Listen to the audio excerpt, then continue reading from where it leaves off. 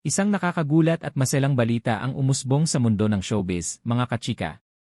Usap-usapan ngayon na hindi raw naimbitahan ang aktor na si Ray P.J. Abellana sa kasal ng kanyang sariling anak na si Carla Abellana. Sa isang panayam, diretsahang inamin ni Ray na wala siyang natanggap na imbitasyon para sa kasal ni Carla na ginanap sa Tagaytay noong Disyembre 27.